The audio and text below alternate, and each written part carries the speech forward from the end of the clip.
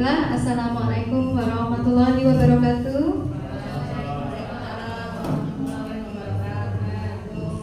Selamat datang kepada Bapak Ibu yang hadir di ruangan ini.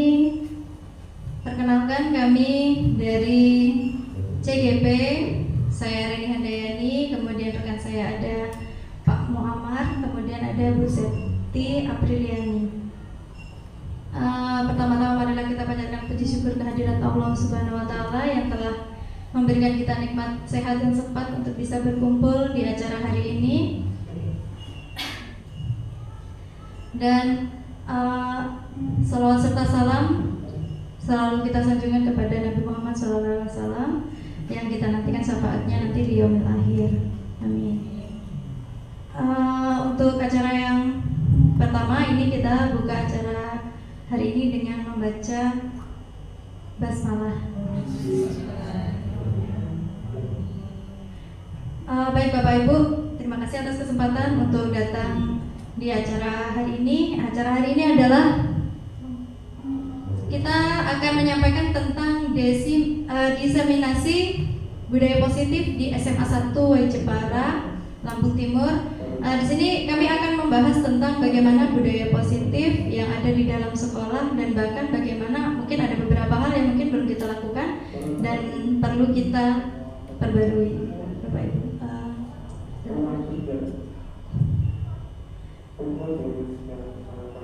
Nah, untuk materi yang pertama nanti akan disampaikan oleh Ibu Septi. Silakan. Baik, Bapak Ibu. Nah, di sini saya mau menyampaikan konsep inti dari budaya positif yang akan kami sampaikan. Yang pertama itu ada tentang perubahan paradigma pembelajaran. Selanjutnya tentang disiplin positif dan nilai-nilai kebajikannya. Lalu selanjutnya tentang motivasi perilaku manusia. Kemudian ada posisi kontrol guru dan yang terakhir ada tentang segitiga restitusi. Baik, untuk yang pertama, pembelajaran dengan paradigma yang baru. Nah, di sini pembelajaran dengan paradigma baru itu merupakan pembelajaran yang dirancang berdasarkan prinsip pembelajaran berdiferensiasi sehingga para peserta didik belajar sesuai kebutuhannya berdasarkan tahap perkembangan sesuai teori psikologi modern untuk mewujudkan profil pelajar Pancasila. Yang kita tahu bahwa kurikulum Merdeka saat ini memang mengacu untuk mewujudkan profil pelajar Pancasila. Sebenarnya nilai-nilai kebajikan itu banyak, hanya di kurikulum Merdeka memang terfokusnya di profil pelajar Pancasila. Dan Bapak Ibu pasti sudah tahu apa saja nilai-nilai kebajikan di dalam profil pelajar Pancasila, karena kan juga ada lagunya ya Bapak Ibu. Masih ingat lagunya? Ini anak-anak diminta untuk menghafalkan, baiknya kita sebagai guru juga harusnya bisa. Nah, sedikit saya ini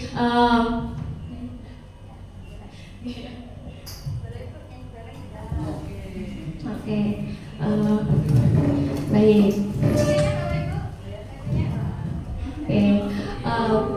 Pelajar Pancasila beriman dan bertakwa pada Tuhan yang Esa dan berakhlak mulia, kebinekaan global, gotong royong mandiri, kreatif dan bernalar kritis. Terima kasih Bapak Ibu. Jadi minimal kita meminta murid-murid untuk hafal, tapi kadang-kadang saya sendiri sebelum CGP, mohon maaf saya juga belum hafal waktu itu. Tapi disinilah kami namanya mandiri belajar untuk mengembangkan profesian kami di CGP ini.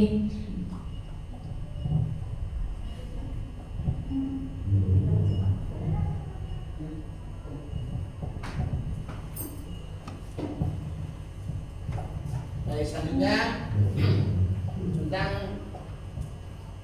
miskonsepsi tentang teori kontrol. Di sini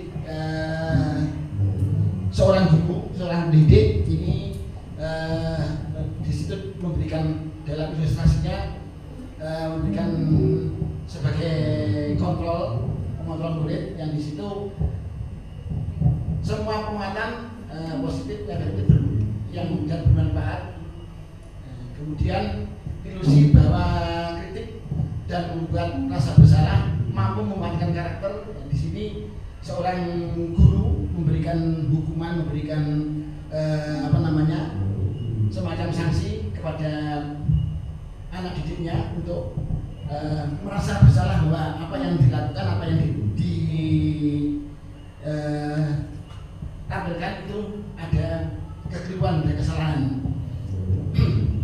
Sementara seharusnya dalam budaya positif ini seorang guru tidak boleh seperti itu, karena ini seorang guru harus berpihak pada murid. Artinya guru memberikan contoh, memberikan arahan, teladan bahwa apa yang dilakukan itu harus bersifat positif.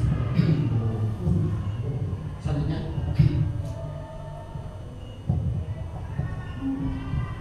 baik Pak, Bapak Ibu, ini ada mengubah paradigma stimulus respon ke pendekatan teori kontrol. Jadi ada beberapa yang perbedaan di sini. Contohnya di sini stimulus responnya adalah realitas kebutuhan kita sama adanya seperti itu. Kemudian teori kontrolnya di sini realitas kebutuhan kita itu berbeda. Yang kedua, semua orang melihat hal yang sama. Kalau di teori kontrol di sini semua orang memiliki gambaran yang berbeda. Kita mencoba mengubah agar berpandangan sama dengan kita. Tapi di sini kalau di teori kontrol kita berusaha memahami pandangan orang lain tentang dunia. Di stimulus respon di sini berperilaku buruk dilihat sebagai suatu kesalahan. Ini sering kita lakukan kepada anak-anak. Nah, ini kalau teori kontrol semua perilaku memiliki tujuan. Jadi kadang anak-anak juga ada yang ingin diperhatikan dan seterusnya ada tujuannya. Kemudian orang lain bisa mengontrol saya. Di teori kontrol hanya Anda yang bisa mengontrol diri Anda. Saya bisa mengontrol orang lain. Di sini untuk teori kontrolnya, Anda tidak bisa mengontrol orang lain. Pemaksaan ada pada saat bujukan gagal. Kemudian teori kontrolnya kolaborasi dan konsensus menciptakan pilihan-pilihan baru. Kemudian di sini model berpikir menang atau kalah. Kalau di teori kontrol, model berpikir itu sama-sama menang. Ini ada budaya positif. Yang pertama ada kata disiplin. Nah, kata disiplin ini berasal dari bahasa Latin yang artinya belajar. Disiplin mengacu pada disiplin diri yang memiliki tanggung jawab terhadap apa yang dilakukan berdasarkan nilai-nilai kebajikan yang diyakini. Untuk berikutnya silakan Bu. Baik, selanjutnya disiplin positif di sini merupakan salah satu cara penerapan disiplin yang bertujuan untuk menumbuhkan kesadaran serta memberdayakan peserta didik tanpa imbalan penghargaan, ancaman ataupun hukuman. Selanjutnya, disiplin positif sebagai pendidik, tujuan kita adalah untuk menciptakan peserta didik yang memiliki disiplin dari diri sehingga mereka berperilaku mengacu pada nilai-nilai kebajikan universal dan memiliki motivasi intrinsik dalam perubahan perilaku ke arah yang lebih baik. Selanjutnya, nilai-nilai kebajikan, dan di sini dicontohkan nilai-nilai kebajikan dalam definisi atau organisasi. Yang pertama, profil pelajar Pancasila, beriman dan bertakwa kepada Tuhan Yang Maha Esa dan berakhlak mulia, mandiri, bernalar kritis, berkebinekaan tunggal, global, gotong royong dan kreatif.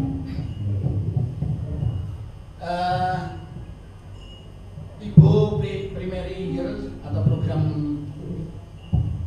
PYP, toleransi, rasa hormat, integritas, mandiri, menghargai, antusias, empati, keingintahuan, kreativitas, kerjasama, percaya diri, dan komitmen. keterampilan hidup dapat dipercaya, lurus hati, pendengar yang aktif, tidak merendahkan orang lain, memberikan yang terbaik dari diri.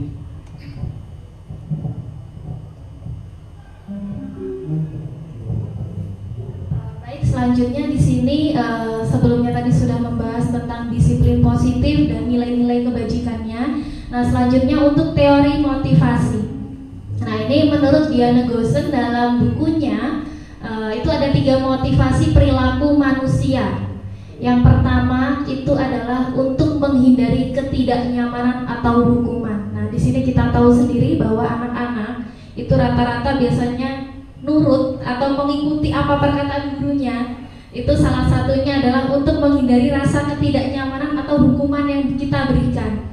Nah, sehingga dari sini akan muncul pertanyaan, apa yang akan terjadi apabila saya tidak melakukannya? Itu yang akan mereka pikirkan, sehingga mau tidak mau mereka ada motivasi untuk melakukan hal yang baik. Nah, kira-kira di sini menurut Bapak Ibu, motivasi yang terbentuk dari siswa jika dia menghindari ketidaknyamanan atau hukuman itu tadi, motivasinya kira-kira dari mana Bapak Ibu?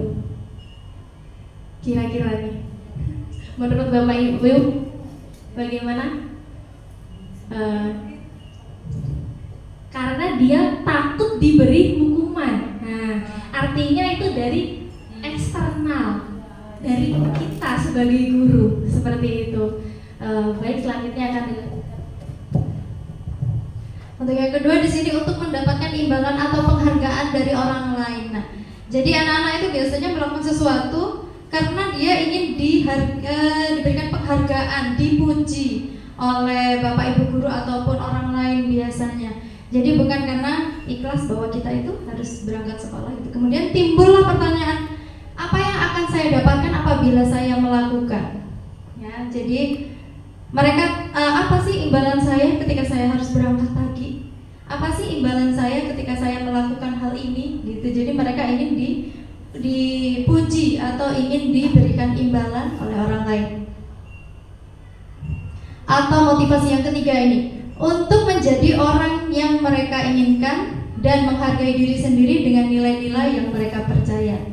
Jadi sebenarnya dari hal kita membuat peraturan dan sebagainya, tujuannya inginnya sih mereka memiliki kesadaran yang ketiga ini, melakukan sesuatu dengan ikhlas. Jadi melakukan karena mereka itu memiliki cita-cita ingin seperti apa, kemudian mereka ingin menghargai diri sendiri dengan nilai-nilai yang mereka percaya. Kemudian di sini timbul pertanyaan, akan menjadi orang yang seperti apa? Akan menjadi orang yang seperti apabila saya melakukannya. Gitu. Jadi ada sesuatu yang ketika kita melakukan hal itu ikhlas gitu. Kita tidak mengharap imbalan, tidak mengharapkan pujian, ataupun malah takut untuk dihukum gitu. Jadi memang dari dalam diri mereka sendiri yang sadar bahwa ketika melakukan suatu aturan itu adalah sebagai penghargaan terhadap diri mereka sendiri. Nah, ini ada hukuman dan penghargaan. Jadi ada contoh ini ya Bapak Ibu, saya bacakan. IPA kurang menguasai pelajaran matematika, sehingga pada saat pelajaran tersebut berlangsung, dia lebih banyak berdiam diri atau menggambar di buku pelajaran. Pada saat guru matematika, Pak Seno, menanyakan pertanyaan, Iva menjadi gugup dan tak sengaja menjatuhkan tasnya dari kursi. Secara tiba-tiba pun tertawa melihat perilaku serta tiba-tiba menjadi gagah pada saat berupaya menjawab. Seluruh kelas pun tertawa melihat perilaku Iva yang bicara tergagap dan terkejut tersebut. Pak Seno pada saat itu membiarkan teman-teman Iva menertawakan Iva yang tergagap dan malu luar biasa, dan malahan meminta Iva untuk maju ke depan dan berdiri di depan kelas sambil menunjuk hidungnya karena tidak bisa menjawab pertanyaan Pak Seno. Kelas semakin gaduh dan anak-anak pun tertawa melihat Iva di depan kelas memegang hidungnya.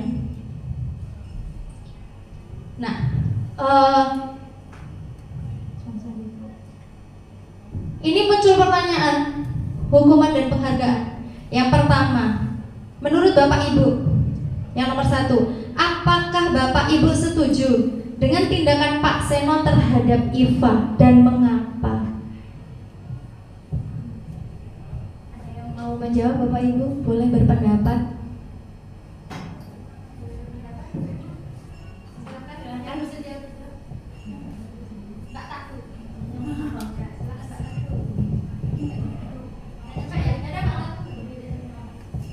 Apakah Anda setuju dengan tindakan Pak Seno terhadap Iva? Ini terserah pendapat saya. Nah, menurut saya tindakan Pak Seno itu kurang tepat karena itu sama saja mempermalukan anak didiknya. Nah, dampaknya nanti ke mental si anak tersebut. Dia akan merasa malu, akan merasa terpojokkan, dan mentalnya akan mentalnya down. Ya baik, terima kasih Bu Tantu. Ada mungkin yang lain, Bapak Ibu, mungkin dari Bapak-bapak, Pak Solihin? Setuju. Ini Yang satu dulu Bu. satu Yang dulu. satu. Apakah Anda setuju dengan tindakan Pak Seno terhadap Iva? Kalau saya tidak setuju, karena itu terlalu berlebihan ketika memberi hukuman kepada anak. Karena ketika seperti yang sampaikan Bu Tatu tadi, selain down, ya mungkin anak mentalnya down, kemudian nanti malah kedepannya dia tidak pede lagi atau malah dikucilkan sama teman-temannya. Mungkin itu. Terima kasih. Ya baik, terima kasih untuk Pak Solihin dan Bu Tantu. Baik, untuk pertanyaan yang pertama tadi, apakah Bapak Ibu setuju dengan tindakan Pak Seno terhadap Iva? Rata-rata kita sudah sama-sama tidak setuju ya Bapak Ibu, karena memang jatuhnya ini tadi kan sebagai hukuman, dan hukuman itu pasti akan berdampak buruk bagi anak tersebut. Nah, inilah hal-hal yang kita harapkan kita hindari sebagai guru. Oke, baik, selanjutnya untuk pertanyaan yang kedua, menurut Anda tindakan Pak Seno terhadap Iva tadi adalah sebuah hukuman atau konsekuensi? Nah, ini sambil kita kira-kira nanti membedakan. Baik, ada yang mau berpendapat?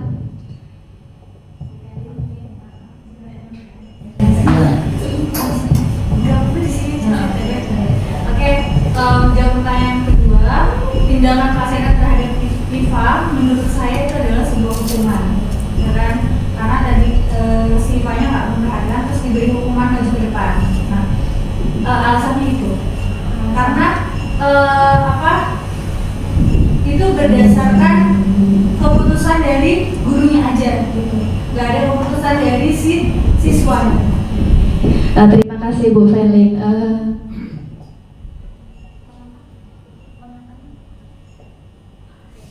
Ke kasus yang kedua. Kasus yang kedua, yaitu hukuman untuk dan penghargaan. Ibu anak merupakan guru kelas 2 SD, mendapatkan masalah.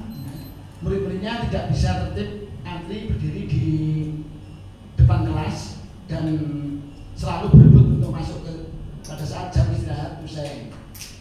Hal tersebut tentunya akan mengganggu jam belajar di mana kelas tidak dapat dimulai tepat waktu karena Bu Anas sibuk menenangkan murid-muridnya dengan cukup lama. Akhirnya Bu Anas berpikir cepat dan mengandalkan stiker bintang. Setiap murid yang masuk kelas setelah jam istirahat usai, Bu Anas akan mengiming-imingi muridnya dengan memberikan bintang, stiker bintang. Siapa yang berdiri di depan dengan rapi akan mendapatkan stiker bintang dari Ibu. Sebagian besar murid menyambut tantangan dari Bu Anas dengan antusias. Hal tersebut selalu dilakukan Bu Anas selama beberapa minggu karena cukup berhasil membuat murid-muridnya tertib dan rapi. Sampai suatu saat Bu Anas sakit dan harus digantikan oleh Pak Heru. Pak Heru tidak mengetahui tentang stiker bintang itu, dan benar saja murid-muridnya murid kelas 2 kembali berebut masuk kelas. Apa yang terjadi dan mengapa? Mungkin ada yang mau menanggapi dari Bapak Ibu sekalian. Silakan Bapak Ibu, ini kita sama-sama sharing ya nanti. Kira-kira dari kasus ini apa sih yang terjadi? Mungkin siapa, Bu Arifah? Monggo Bu. Baiklah, terima kasih untuk kesempatannya. Di sini saya ingin menanggapi tentang hukuman dan penghargaan tentang artikel tersebut. Kenapa ketika Bu Anas memberikan stiker bintang, anak-anak disiplin memasuki kelas berbaris rapi, tapi ketika Sakti dan digantikan Pak Heru itu tidak. Itu karena menurut saya di fase anak atau seorang siswa itu, ketika kita memberikan penghargaan, sebuah penghargaan tinggi, mereka akan semakin antusias untuk bersikap dengan baik. Tapi ketika kita menghilangkan penghargaan itu, mereka akan lebih bersikap yang nggak dapat apa-apa gitu, untuk apa seperti itu. Oke. Terima kasih untuk Bu Arifah. Oke, jadi bisa kita simpulkan Bapak Ibu dari dua kejadian tadi. Nah, ternyata tadi kan judulnya hukuman dan penghargaan. Nah, ternyata hukuman dan penghargaan itu berlakunya sama. Penghargaan itu sama saja dengan hukuman. Tadi ada 3 teori motivasi ya Bapak Ibu. Yang pertama tadi bahwa anak menghindari ketidaknyamanan ataupun hukuman. Yang kedua yaitu untuk mendapatkan suatu penghargaan. Nah, kedua motivasi tersebut ternyata ini masih motivasi yang berasal dari eksternal. Artinya kalau eksternal, maka saat tidak ada motivasi eksternal yang masuk, maka siswa itu tadi tidak akan melakukan hal yang baik atau hal yang kita inginkan. Nah, disinilah tujuan kita. Ternyata dari sini tadi bahwa hukuman dan penghargaan itu sama saja, tujuannya untuk membujuk. Artinya kita tadi berharap agar anak-anak itu motivasinya muncul dari motivasi yang ketiga, yaitu untuk menghargai dirinya sendiri. Jadi mungkin beberapa, saya sendiri mungkin juga terkadang masih memberikan suatu penghargaan gitu kan terhadap anak. Memang kalau kita kasih penghargaan itu kan wow, kayaknya di kelas tuh aktif, seperti semangat. Nah, ternyata tapi besok lagi mereka akan mengharapkan penghargaan yang lebih lagi. Dan saat kita tidak memberikan penghargaan, mereka akan bertanya, apa yang akan kita dapat? Seperti itu. Jadi kita harap sama-sama, saya juga belajar untuk bisa menumbuhkan motivasi internal anak.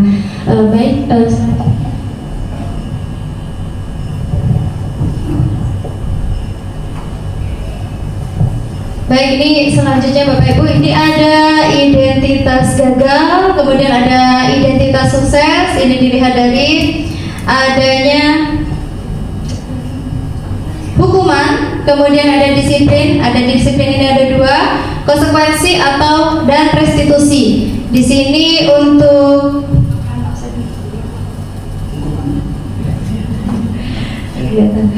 ini untuk hukuman, sesuatu yang menyakitkan dan harus terjadi.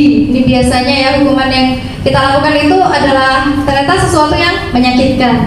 Kemudian bagaimana konsekuensi? Untuk konsekuensi ini adalah sesuatu yang harus terjadi memang. Kemudian bagaimana restitusi? Di sini restitusi merupakan pilihan.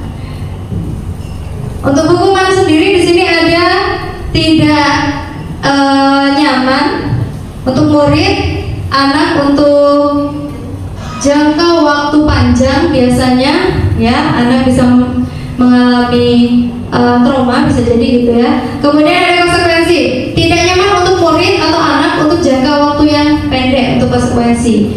Tapi untuk restitusi di sini lebih ke menguatkan untuk murid atau anak dalam jangka waktu yang panjang. Kemudian ada hukuman. Di sini ada korban mendapatkan keadilan. Untuk yang konsekuensi, korban bisa diabaikan. Kemudian restitusi, korban mendapatkan ganti. Ada lagi di sini, murid atau anak akan tersakiti. Kalau konsekuensi, maka murid atau anak dibuat tidak nyaman. Kalau restitusi di sini, murid atau anak mendapatkan penguatan. Jadi mereka lebih menyadari kesalahan yang mereka buat. Kemudian ini ada lagi identitas gagal dan seterusnya. Ini ada dampak pada murid, marah biasanya kalau kita hukum ya Bu. Marah, merasa bersalah, rendah diri, kemudian mengasingkan diri seperti yang terjadi pada Iva tadi. Kemudian konsekuensi, kehilangan hak, waktu jeda seorang diri, kemudian penahanan. Untuk restitusi, murid atau anak tidak kehilangan waktu, namun bersemangat untuk memperbaiki diri. Ini kan yang kita mau ya Bapak Ibu. Kemudian hukuman tiba-tiba tidak diharapkan atau sangat melukai. Untuk konsekuensi sudah diketahui, masuk akal. Kemudian restitusi ini berupa undangan untuk mengadakan restitusi. Hukuman ini dibuat tadi, kalau kita lihat dari kasus IPA tadi, dibuat oleh guru ya Bapak Ibu ya.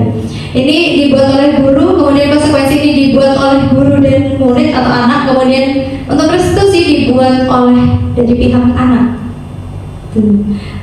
Untuk hukuman ada lagi di sini, menyakitkan, kemudian guru menjalani konsekuensi dengan menyalahkan, mengkritik, menyindir, merendahkan. Nah, tetapi untuk dikonsekuensi, membantu guru menyatakan peraturan, kemudian guru menyatakan peraturan, melakukan peringatan dan menerapkan konsekuensi. Nah, di sini restitusi menguatkan, guru menyebutkan keyakinan kelas, membimbing kerangka acuan berpikir restitusi ke anak murid. Jadi ketika kita lihat ada hukuman, konsekuensi, kemudian restitusi, ini kan ada perbedaan ya Bapak Ibu. Kalau kita hukuman itu lebih menyakitkan biasanya ke anak, kemudian kalau hukuman itu terasa lebih tiba-tiba gitu ke anak.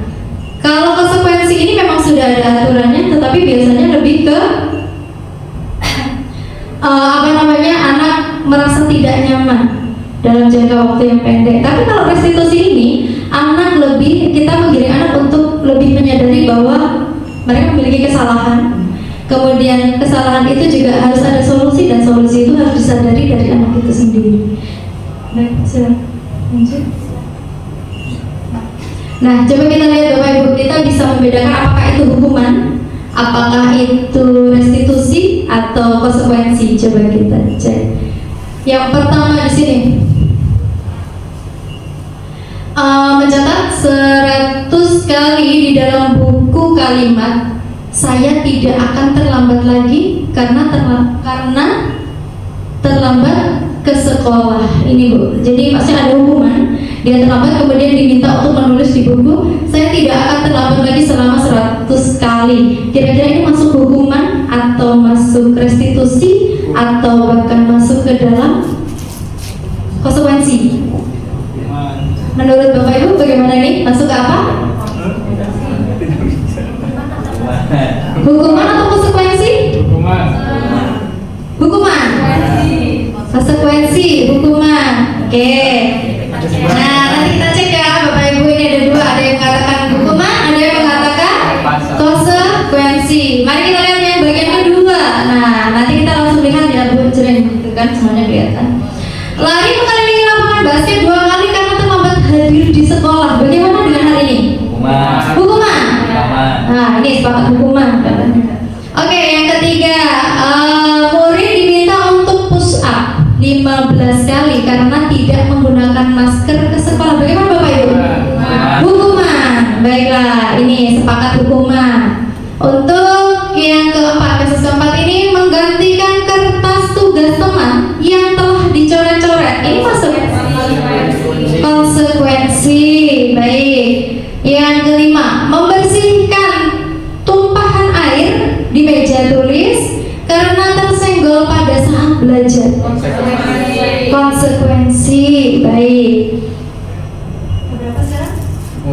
Ya, murid disuruh untuk mengenakan sepatu seharian di sekolah karena tidak mengenakan sepatu hitam. Ini gara-gara sepatunya tidak hitam, jadi diminta seharian memakai sepatu. Bagaimana?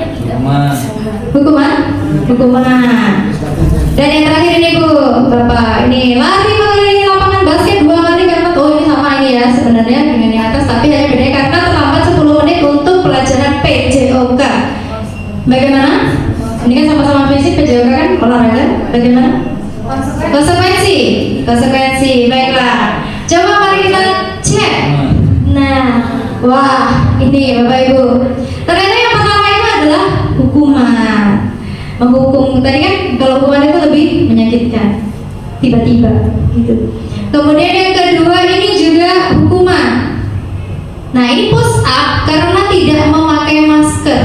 Hubungan antara masker sama push up ini kan sebenarnya nggak ada hubungannya sebenarnya ya Bapak Ibu. Makanya ini termasuk dalam hukuman.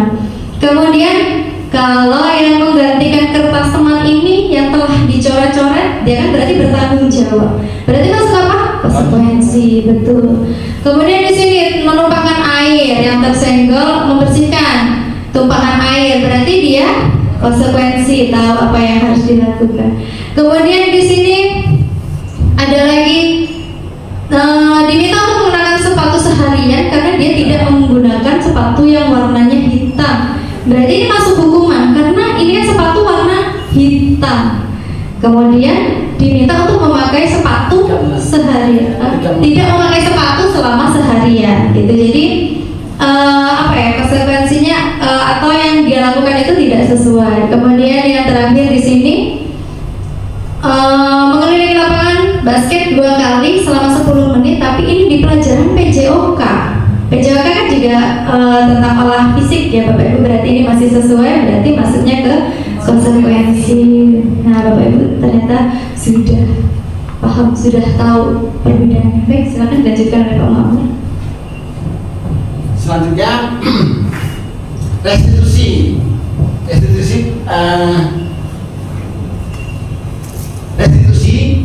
juga adalah proses kolaborasi yang mengajarkan murid untuk mencari solusi untuk masalah dan membantu murid berpikir tentang orang seperti apa yang mereka inginkan dan bagaimana mereka harus memperlakukan orang lain. Restitusi juga membantu murid menjadi lebih memiliki tujuan, disiplin positif dan memulihkan dirinya setelah bersalah. Penekanannya bukanlah pada bagaimana berperilaku untuk menyenangkan orang lain atau menghindari ketidaknyamanan, namun tujuannya adalah menjadi orang yang menghargai nilai-nilai kebajikan yang mereka percayai. Yang artinya di sini dalam restitusi itu karena yang melakukan atau yang merancang adalah murid itu sendiri. Selanjutnya di sini ada hukuman, konsekuensi dan restitusi. Hukuman tidak terencana atau tiba-tiba, murid tidak tahu apa yang akan terjadi, tidak dilibatkan, bersifat satu arah karena hanya yang membuat hanya guru saja, tidak melibatkan siswa. Dan yang berikutnya berupa hukuman psikis. Konsekuensi terencana atau disepakati sesuai aturan, artinya di sini murid dan guru dilibatkan untuk merancang konsekuensi. Murid yang kedua, murid tetap dibuat tidak nyaman. Yang ketiga, bersifat satu arah. Yang keempat, sikap guru selalu memonitor murid. Karena di sini yang sudah disepakati, yang sudah ada konsekuensinya, guru tetap menjadi untuk memonitor atau memantau kegiatan siswa. Sedangkan restitusi, proses menciptakan kondisi bagi murid untuk memperbaiki kesalahannya. Yang kedua, proses kolaboratif yang mengajarkan murid mencari solusi sendiri. Keyakinan kelas. Mengapa keyakinan kelas? Mengapa tidak peraturan kelas saja? Karena di sini mengapa kita memiliki peraturan tentang menggunakan helm pada saat berkendara? Nah, ini kira-kira jawabannya apa Bapak Ibu? Mengapa kita memiliki peraturan tentang penggunaan helm pada saat mengendarai kendaraan bermotor?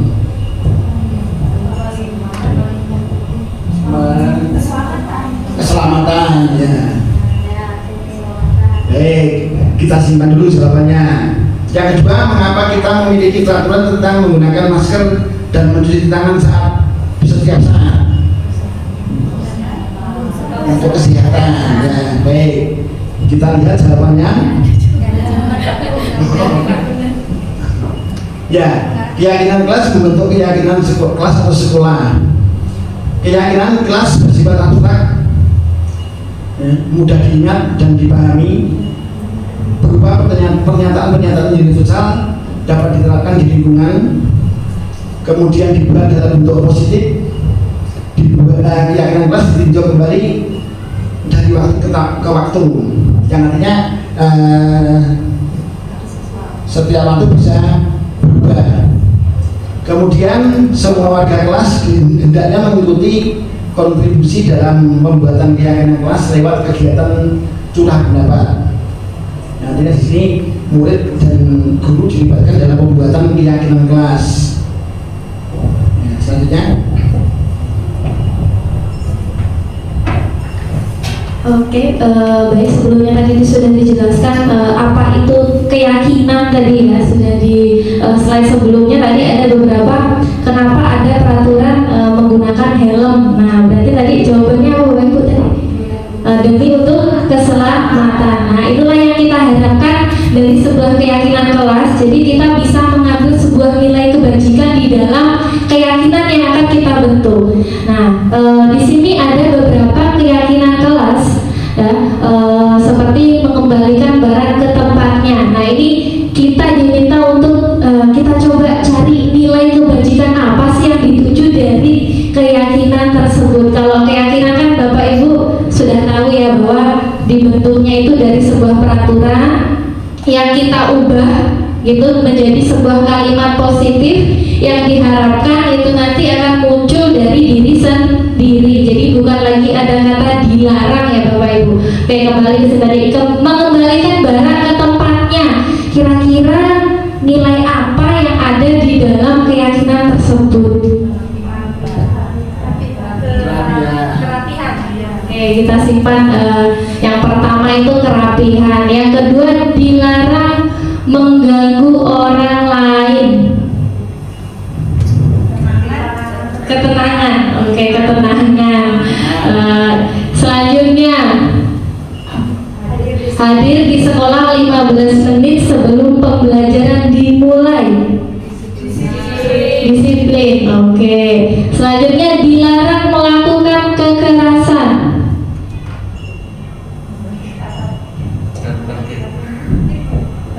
Dilarang melakukan kekerasan. Kriminal. Nilai kebajikannya yang kita harapkan loh Bapak Ibu. Nilai kebajikan yang kita harapkan kayak tadi kan menggunakan helm itu untuk apa sih? Ya untuk keselamatan kita, seperti itu. Kenapa kok kita pakai masker? Ya untuk kesehatan kita, seperti itu. Jadi kalau dilarang melakukan kekerasan, keamanan, keamanan mungkin bisa ya. Coba nanti kita lihat ya. Selanjutnya dilarang menggunakan narkoba, kesehatan, oke, bergantian atau menunggu giliran, tertib. Kira-kira kalau tertib itu nilai disiplin, oke, disiplin. Selanjutnya dilarang merokok, kesehatan, berjalan di kelas atau koridor, artinya tidak berlari ya, ini berarti maksudnya keselamatan. Oke, kita lihat jawabannya. Oke, yang pertama mengembalikan barang ke tempatnya, bukan untuk kerapihan ternyata, tapi rasa tanggung jawab yang ada di dalamnya.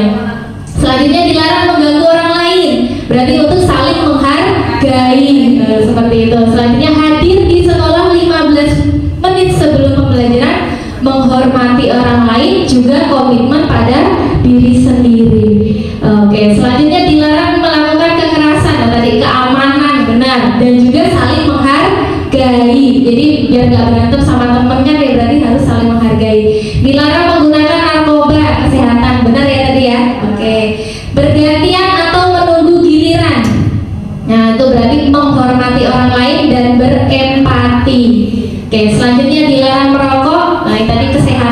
juga menghormati orang lain karena asapnya ya Bapak Ibu.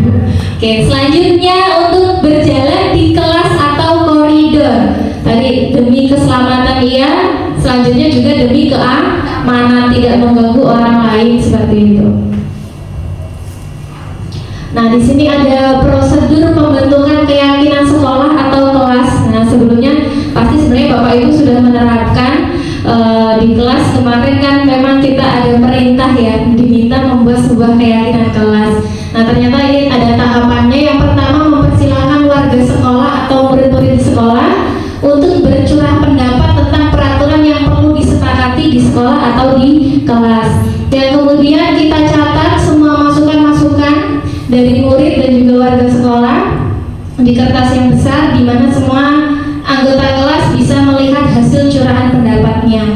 Yang ketiga, menyusun keyakinan kelas dari prosedur pembentukan keyakinan sekolah atau kelas. Jadi kita mengganti kalimat-kalimat yang sebelumnya dalam bentuk negatif menjadi kalimat positif. Seperti tadi masih ada kata dilarang gitu ya, berarti kan harusnya kita ganti juga.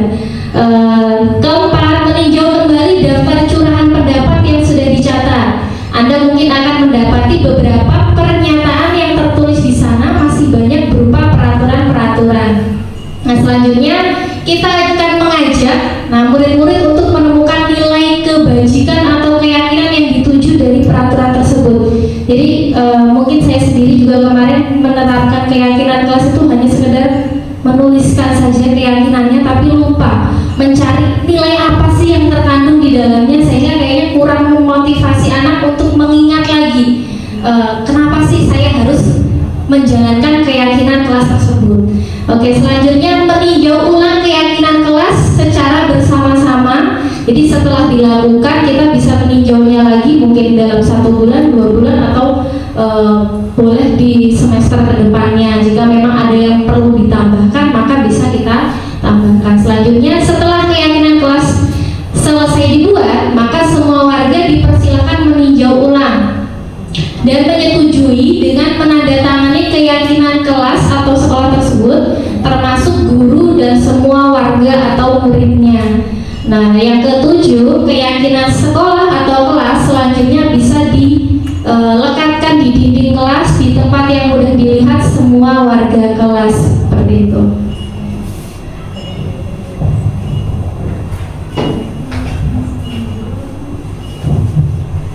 Baik Bapak Ibu, kayaknya ini mulai ngantuk-ngantuk gitu ya. Boleh kita ice breaking dulu ya Bapak Ibu. Ini akan dipandu oleh Bu Septi. Baik Bapak Ibu, ini ada ice breaking singkat sedikit. Ini saya pelajari dari teman saya yang dari guru-guru SD. Orang-orangnya itu sangat kreatif ternyata. Dan saya wow, ternyata mereka ini ilmunya luar biasa. Walaupun kita mungkin ngajarnya kan kayaknya mereka nggak kita ngajarnya anak SMA seperti itu, tapi mereka itu ternyata lebih hebat pengetahuan mereka karena kesabarannya yang luar biasa. Sedikit Harap diikuti nih Bapak Ibu ini ya. namanya adalah tepuk semangat ya. Jadi tepuk semangatnya tepuk semangat dang dang dang ding ding ding dung dung dung se aha aha ma aha aha nga aha aha semangat. Bisa diulang Bapak Ibu berdiri kayaknya berdiri ya.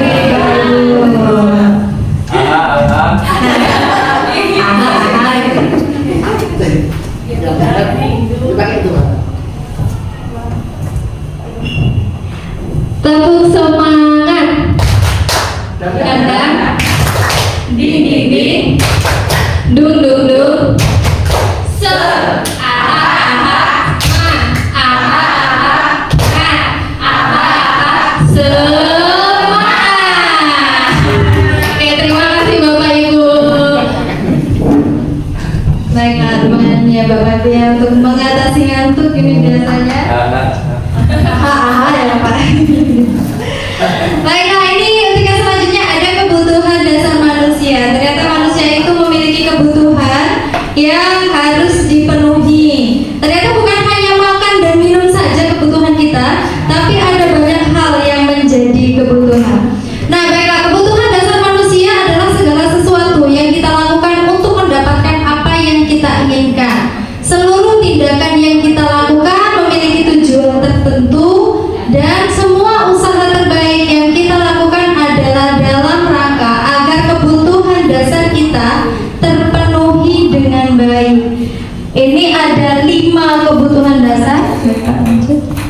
Ini ada 5 kebutuhan dasar manusia. Bukan hanya makan dan minum, ternyata ada banyak. Yang pertama itu ada bertahan hidup, ya seperti sandang, pangan, papan yang kita ketahui ya Bapak Ibu ya. Kemudian yang kedua adalah kasih sayang dan rasa diterima. Ini biasanya rasa diterima, dipedulikan, berbagi, kerjasama menjadi bagian dalam kelompok. Nah, kemudian yang ketiga ada penguasaan, harga diri, keinginan untuk dianggap, memimpin, berprestasi, diakui dan dianggap. Kemudian ada lagi kebebasan, mandiri, memiliki pilihan, mencoba hal baru, mengendalikan arah dirinya. Dan yang terakhir adalah kesenangan, bermain, humor, kemudian antusiasisme, tertawa seperti kita tadi. 5 kebutuhan inilah yang kita butuhkan untuk bisa menjadi dasar kita sebagai manusia. Nah, kalau salah satu tidak ada atau kurang, maka anak itu biasanya cenderung ada yang membuat masalah atau mungkin ada yang melakukan hal-hal yang sebenarnya mereka itu butuh dengan hal itu. Contoh, mungkin di sini ada yang butuh kasih sayang, mereka cari perhatian kita di dalam kelas. Nah, ini kan juga sering ya Bapak Ibu ya, anak yang kita anggap nakal, kita anggap berulah terus gitu, tapi ternyata ada 5 dasar kebutuhan tadi yang belum terpenuhi gitu Bapak Ibu. Lanjut. Ini akan disampaikan oleh Pak Muhammad. Baik, 5 posisi kontrol dalam setiap manusia, dalam setiap individu ini memiliki 5 posisi kontrol ini. Yang pertama, sebagai penghukum, kita biasanya ini kalau seperti saya yang pernah saya alami, sebelumnya saya sebelum mengikuti JGP juga merasa kalau ada yang salah, ada yang keliru, tidak menurut apa yang saya maui, ya, kita menghukum. Kemudian di situ menghukum menggunakan fisik dan atau verbal, biasanya dengan nada tinggi, berbahasa dengan tubuh, ya, mungkin dengan memukul, mata melotot, jari menunjuk-nunjuk dan menghardik. Kemudian di sini patuhi peraturan saya atau awas, kamu selalu saja salah. Yang ketiga, selalu pasti selalu yang akhirnya terakhir selesai. Murid marah dan mendendam atau bersifat agresif, karena dalam hukuman dia kan tersakiti, dia merasa ada tindakan dari hanya satu arah saja. Kemudian selanjutnya, membuat rasa bersalah. Guru akan bersuara lebih lembut, menggunakan keheningan yang membuat orang lain merasa tidak nyaman, merasa bersalah atau rendah diri. Nada suaranya memelas atau halus atau sedih. Bahasa tubuh merapat pada anak dengan lesu. Kemudian kata-katanya, ibu sangat kecewa sekali dengan kamu. Beberapa kali bapak harus memberitahu kamu ya. Gimana coba kalau orang tua kamu tahu kamu berbuat seperti ini. Di sini murid merasa bersalah, murid merasa tertekan. Selanjutnya, pemantau. Sebagai pemantau di sini menggunakan sanksi atau konsekuensi, memisahkan hubungan pribadi dengan murid sebagai seseorang yang menjalankan posisi pemantau. Di sini mengadakan perhitungan, catatan data yang sudah digunakan sebagai bukti atau atas perilaku seseorang. Kata-katanya, peraturannya apa? Apa yang telah kamu lakukan? Sanksi atau konsekuensinya apa? Di sini akibatnya murid memahami konsekuensi guru tidak menunjukkan sesuatu dengan emosi yang berlebihan, jadi murid merasa tidak nyaman. Yang selanjutnya, sebagai posisi sebagai teman, berupaya mengontrol murid melalui persuasif, posisi teman pada guru bisa negatif atau positif. Nada suaranya ramah, akrab dan bercanda, dengan bahasa tubuh merapat pada murid, mata dan dengan senyum dijenakkan. Kata-kata yang diucapkan, ayo bantulah demi Bapak ya. Ayo ingat, tidak bantuan Bapak selama ini. Ya sudah, lain kali lain tidak apa-apa, nanti Ibu bantu bereskan. Di sini akibatnya murid akan merasa senang dan akrab dengan guru, atau di sini positif, murid menjadi tergantung pada guru tersebut. Selanjutnya sebagai manajer, ini yang diharapkan sebagai guru, sebagai posisinya sebagai manajer. Di sini mempersilahkan murid mempertanggungjawabkan perilakunya, mendukung murid agar dapat menemukan solusi atas permasalahannya. Di sini seseorang diminta memiliki keterampilan di posisi teman ataupun pemantau. Kata-katanya yang diucapkan, apa yang kita yakini, kembali ke keyakinan kelas, apa kamu meyakininya? Jika kamu meyakininya, apakah kamu bersedia untuk memperbaikinya? Jika kamu memperbaiki ini, hal ini menunjukkan apa tentang dirimu? Guru akan memberikan tanggung jawab pada murid untuk mencari jalan keluar permasalahannya, tentu dengan bantuan atau bimbingan guru. Selanjutnya,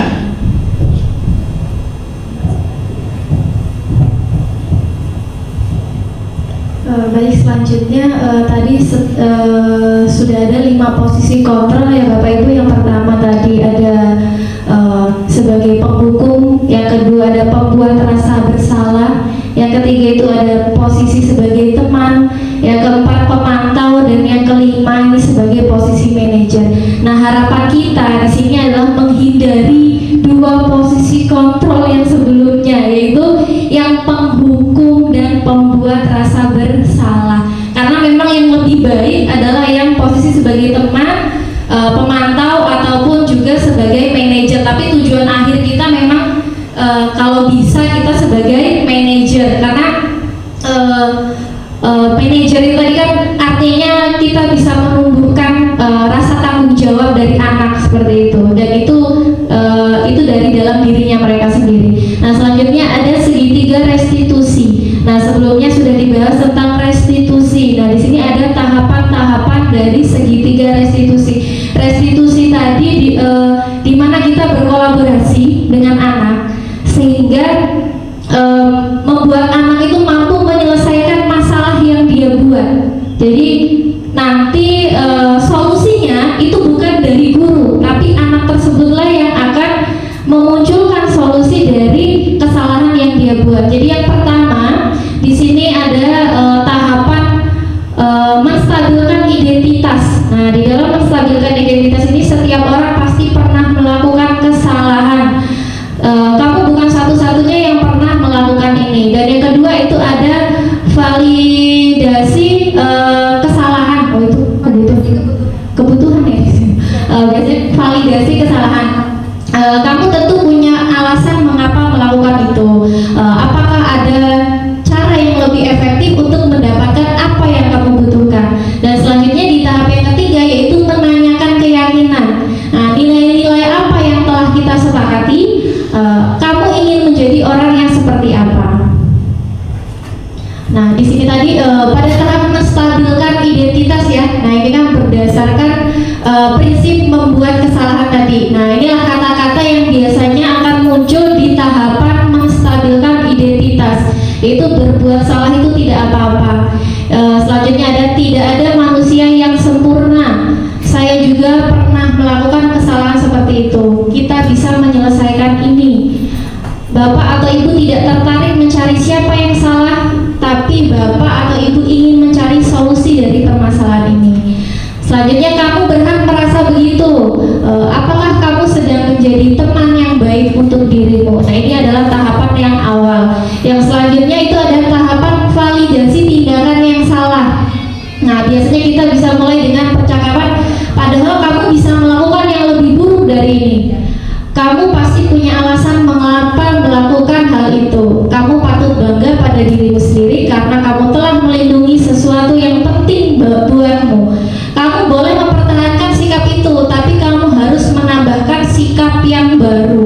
Oke, yang ketiga menanyakan keyakinan. Nah, di sini apa yang kita percaya sebagai kelas atau keluarga. Selanjutnya apa nilai-nilai umum yang telah kita sepakati. Selanjutnya apa bayangan kita tentang kelas yang ideal. Selanjutnya kamu mau menjadi orang yang seperti apa. Nah, di sini nanti kami akan memberikan sebuah contoh kejadian penerapan segitiga restitusi. Silahkan disimak Bapak Ibu.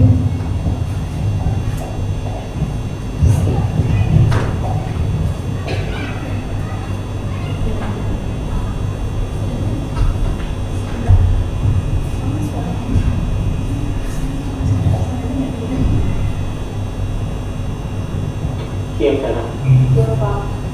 Sudah lama ada keputusan. Kenapa hari ini ada di sini? Kesel Pak, kesel banget. Masa aku dikatain tukang fitnah Pak? Ya aku marah lah.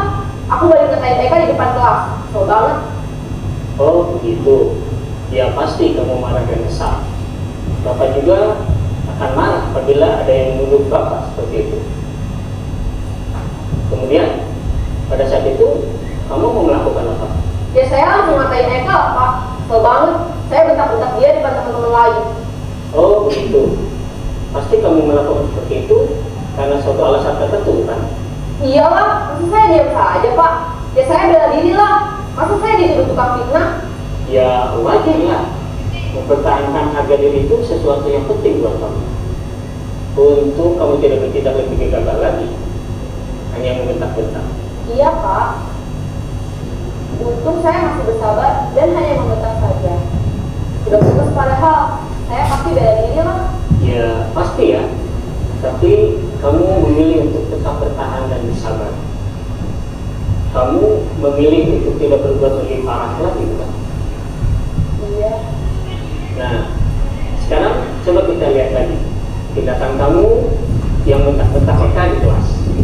Tindakan kamu itu kira-kira sesuai dengan keyakinan kelas atau prinsip kamu tidak? Enggak lah Pak.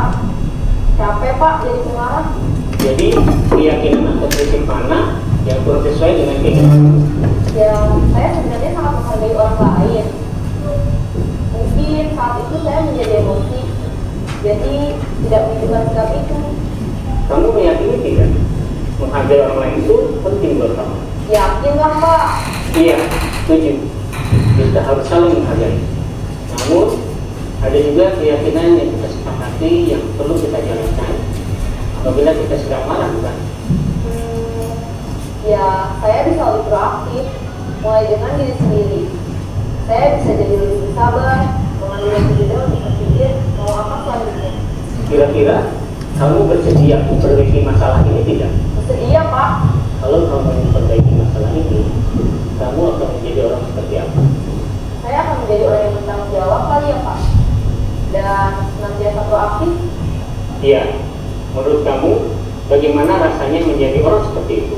Ya nyaman lah, bangga bisa bersabar dan menahan diri. Baiklah kalau begitu. Yuk kita pikirkan bagaimana memperbaiki masalah ini.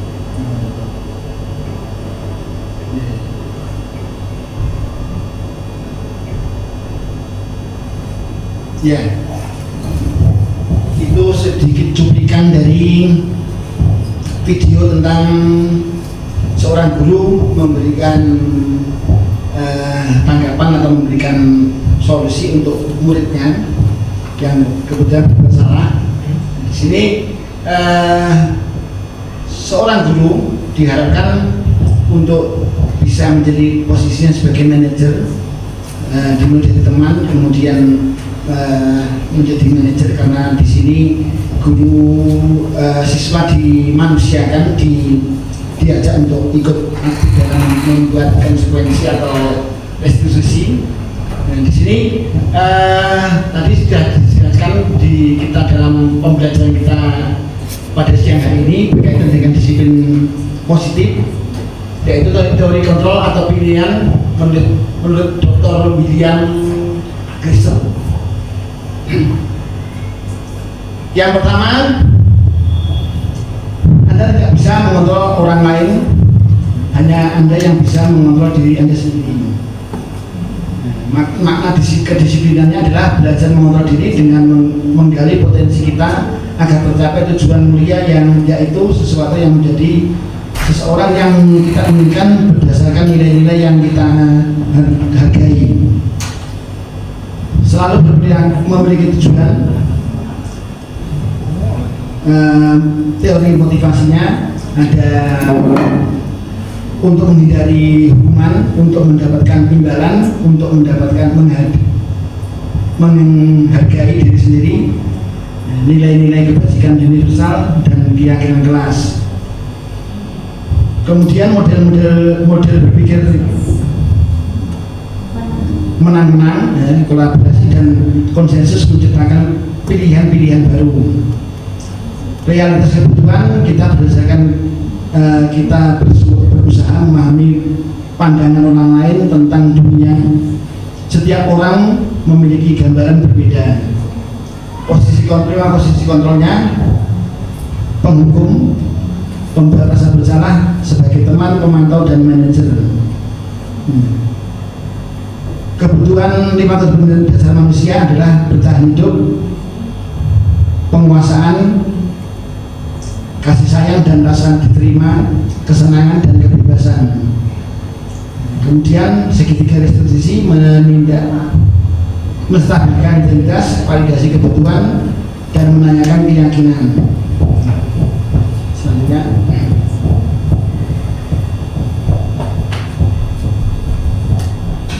baiklah, saya akan masuk ke dalam kesimpulan. Dari kegiatan kita tadi dapat kita simpulkan bahwa kita itu memiliki budaya positif yang bisa kita tularkan ke anak-anak, kita ajarkan ke anak-anak. Kemudian ada lingkungan yang positif, kemudian ada keyakinan kelas, kemudian ada peraturan kelas gitu. Jadi hal itu sebenarnya diawali dengan peraturan dulu, kemudian kita membuat keyakinan kelas, kemudian membentuk lingkungan yang positif, baru akan terbudayakan budaya yang positif untuk anak-anak. Baiklah Bapak Ibu, sekian yang bisa kita sampaikan terkait dengan budaya positif. Semoga kita bisa menerapkan di dalam pembelajaran atau di dalam sekolah kita ini di SMA 1 Jepara. Terima kasih atas kesediaan Bapak Ibu untuk hadir di acara kami ini. Semoga kami mendapatkan ilmu baru dan dapat menerapkan di sekolah kita ini. Baiklah Bapak Ibu, jika kami ada salah, kami mohon maaf. Jika kami melakukan kekeliruan, kepada Allah pun saya juga mohon ampun. Saya akhiri dulu untuk acara ini. Wabillahi taufiq wal hidayah. Wassalamualaikum warahmatullahi wabarakatuh. Waalaikumsalam warahmatullahi wabarakatuh.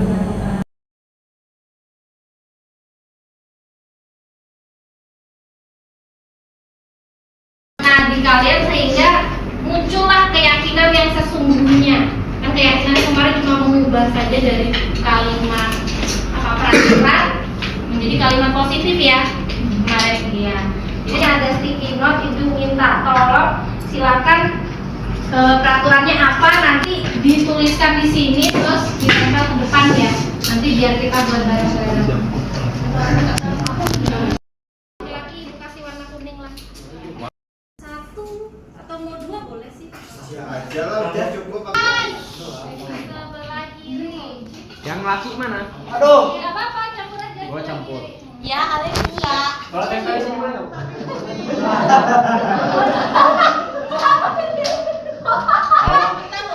Tidak boleh berkata kasar ya. Selanjutnya ada lagi sampah habis jajan harus dibuang. Tidak mengambil jawaban, tidak mencuri jawaban orang lain, nyontek ya berarti ini ya. Peraturan tidak boleh berkata kasar, sama tadi. Tidak berisik, kelas tidak bau, berarti sama kayak itu. Dilarang toksik, yang toksik belajar di luar toksik itu wajib mendengarkan atau memperhatikan saat guru menjelaskan. Kelas harus bersih agar nyaman ketika belajar. Berarti intinya lagi kebersihan ya, nih bau gitu kan. Tidak boleh berkata kasar, sekali berkata kasar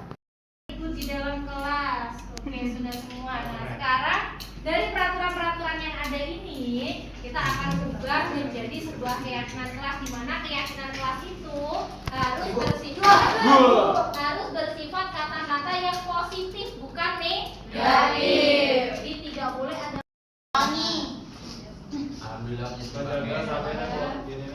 Alhamdulillah punya saya.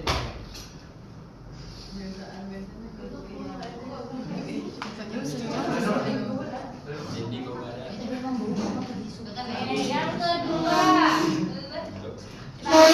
tidak boleh berkata kasar. Berarti harus seperti apa ini? Menjaga perkataan. Menjaga lisan. Apa? Berkata yang bagus. Berkata dengan sopan. Yang ketiga, sampah habis jajan harus dibuang. Berarti menjaga kebersihan ya, atau bisa diambil membuang sampah pada tempatnya bisa ya, tapi bisa jadi satu aja ya. Di saat ada orang yang berbicara kita harus apa? Iya. Mendengarkan, ya kan? Nah, berarti dengan memberi kesempatan orang lain untuk berbicara. Atau bisa juga apa? Menghargai begitu aja ya, menghargai pendapat orang lain. Orang itu belum selesai. Maksudnya gimana? Antri gitu ya? Ya kayak ibu yang nggak nyela. Sama ya berarti ya. Menghargai pendapat orang lain ya, sama ya. Tidak mencuri jawaban orang lain. Tidak menyontek. Berarti kalau pencuri apa nih? Itu tuh ngomongnya Bu, saya udah ngomong jawabannya 52 tapi keras, tapi pelan, dulunya belum ngomong itu yang lain ada anak atau anak berdua gitu. Berarti ya di sini tadi yang menghargai pendapat orang lain ya. Tadi kayaknya ada tidak mencuri tadi ada ya kayaknya ya. Ada kayaknya tadi ya, nanti dulu berarti. Tidak berisik. Kelasnya tidak bau, sudah tadi kebersihan. Tidur kira-kira harus apa? Ya mau kan di breaking debat. Kalah harus breaking. Istirahat. Dulu lagi kita ini ya, sekarang ini duduk boleh bebas. Salto boleh. Bebas itu maksudnya mau salto, ya kan? Berarti mungkin rolling tempat kan ya. Nah, berarti apa nih? Yang sebelumnya kelas harus bersih kan sudah. Tidak boleh berkata kasar sudah. Terus tidak boleh berisik sudah. Tidak membuang sampah sudah. Izin saat jam berapa? Saat jam gunakan.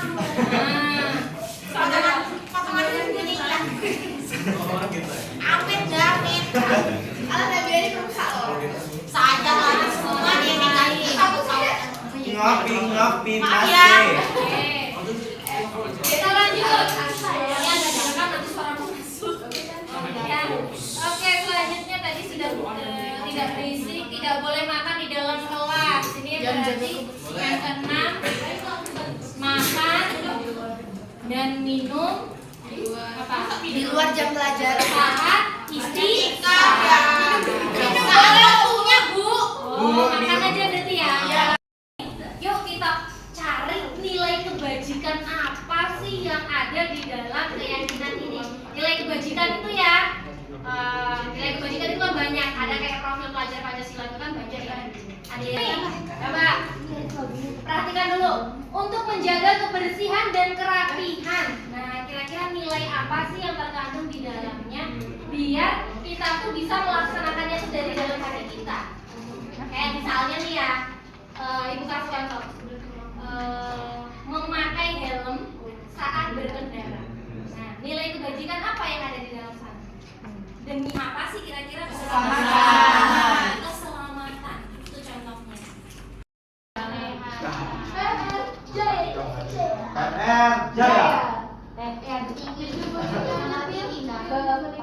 Tidak harus satu ya, bisa kesehatan, keamanan. Keamanan.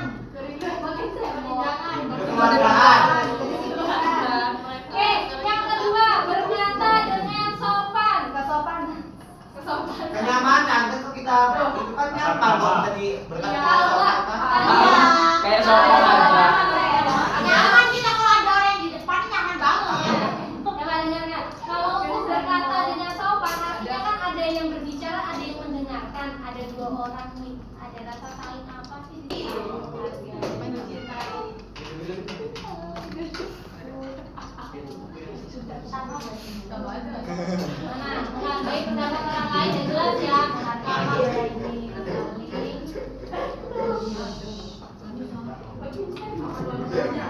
ini bisa ditambahin tadi yang kesopanan ya. Kesopanan dengan baik itu ya, ada saja berbicara dengan baik. Tenang saat pembelajaran, kira-kira demi apa sih? Kenyamanan. Ketenangan. Kenyamanan, Bu. Fokus apa? Demi apa sih? Kedamaian. Kenyamanan boleh, atau mungkin ada yang lain. Tenang saat pembelajaran itu kan berarti biar saat belajar kita lebih Berarti tidur. damai. Tapi Ya. kalau Apanya? kalau tenang saat belajar kayak Tenang itu maksudnya mungkin gini sih. Kondusif. Ya, saat ada yang berbicara, mendengarkan. Nanti kalau ada yang berbicara lagi yang lain, ya kita saling menghargai, gantian lah intinya. Jadi bukan yang tenang pembelajaran matematika diem semua kan enggak. Malah justru anyep nanti ya. Oke, kenyamanan. Yang kelima, izin saat akan menggunakan barang orang lain. Keamanan. Kepemilikan. Terus sama apa? Saling menghargai. Iya. Amit ya udah. Atau menghargai kenyamanan. Dan kalau saya sih saya Apa tadi nggak ada bukan Bu? Kayaknya tadi ada yang bilang tuh apa? Menghargai. Ya kan menghargai gurunya dalam kelas kan? Makanya makannya saat istirahat. Makanya diam gimana, Bu? Kan dia tahu. Berarti tidak menghargai dong itu. Ya kan? Nah, oke. Sekarang kita sudah punya keyakinan kelas dan juga nilai kebajikan yang terkandung di dalamnya. Nah, dengan tahu nilai-nilai ini, Ibu harap kalian jadi lebih paham, terus merasuk ke diri kalian nih. Oh, berarti saya ini kalau mau menghargai orang lain, berarti saya akan berbicara dengan baik, gitu kan ya. Terus kalau saya mau sehat, tadi kan, berarti saya harus menjaga kebersihan. Kalau saya mau nyaman, berarti saya harus rapi, ya kan. Terus tenang saat belajar, gitu. Terus apa tadi? Oke, selanjutnya kita sudah punya keyakinannya, punya nilai kebajikannya. Nah, sekarang kita mau, Ibu mau buat namanya ini adalah tabel T namanya itu. Ini tabel T itu ada matematikanya nggak, Bu? enggak ada. Ada kata tabel atau enggak ada hitungannya ya gitu. Ini tampak. Ini tidak tampak. Nah, kita ambil dari salah satu nilai kebajikan dulu deh sana. Di sana kan ada kesehatan. Nah, ada kesehatan nih. Kalau mau tampak sehat, berarti kita harus apa sih? Berolahraga. Enggak, dari sini aja nih loh. Menjaga kebersihan dengan apa tadi? Membuang sampah pada tempatnya. Nilai kesehatannya berarti dia apa ini? Membuang sampah sembarangan. Dia membuang sampah sembarangan.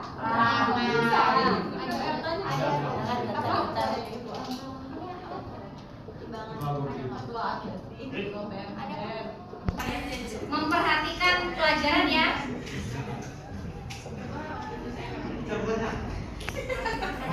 Tanpa memberikan kenyamanan, jika tadi apa? Selanjutnya, izin saat akan menggunakan barang orang lain, berarti meminta izin ya. Amin ya dah. Ambil Bu. Mengambil Tanpa izin.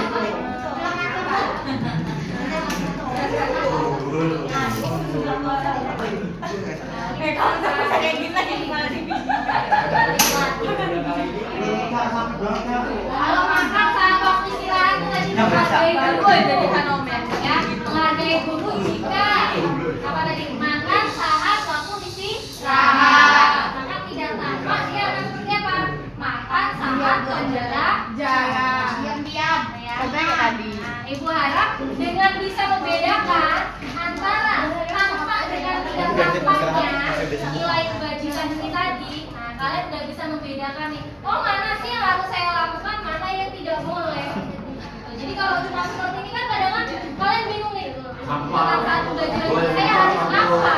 Gitu ya. Pelajaran, oh berarti saya harus diem ya? Enggak. Jadi tadi memperhatikan pelajaran dengan baik, gitu kan. Maka saya tidak akan tampak tenang saat pembelajaran jika apa berisik, gitu kan, atau ngobrol mungkin ya, atau mungkin bercanda dengan temannya saat gurunya menjelaskan. Contohnya sudah ada itu tadi. Oke, satu lagi selain ini yang ada tabel C. Nah, harapan kita itu kan namanya ada keyakinan kelas. Itu kan kita bisa menerapkannya dengan sungguh-sungguh ya. Jadi ada yang ini namanya tabel.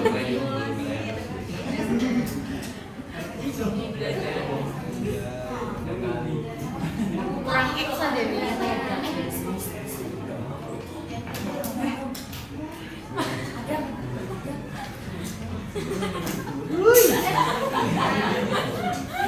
Oke, sekarang kita lihat di sini. Ibu mau ambil salah satu nih di sini. Salah satu ada misalnya nih. Kita di sini tentang saat pembelajaran. Nah, di sini kan tadi poinnya tampak jika memperhatikan pelajaran. Nah, kalau cukup terdengar saja, tolong perhatikan. Nah, tolong perhatikan. Kalau dia hanya mendengarkan, jawaban dia pasti cuma apa? Baik, Bu. Gitu ya? Jawabnya pasti cukup baik, Bu. Nah. Tapi kalau dia terlihat memperhatikan, artinya apa sih? Diam. Apa berarti? Menyimak pembelajaran. Satu yang loh. Kalau lagi terlihat sama berperilaku. Berperilaku artinya memang sudah kesehariannya dia saat pembelajaran itu selalu memperhatikan. Nah, kira-kira perilakunya yang seperti apa? Meneng-anteng. Ya nggak menengah. Fokus. Nah, fokus dan mencoba memahami. Aku banget. Yuk ketawa semuanya. Hahaha. Kalau sakit ucap. Nah, kira yang mana nih? Terdengar, terlihat, atau berperilaku? Berperilaku. Di sini. Nah, Ibu harap harapan kalian juga sama sampai ke tahap perilaku. Jadi cuma hanya aja, cuma ngomong baik Bu, cuma gitu aja. Berarti hanya sampai di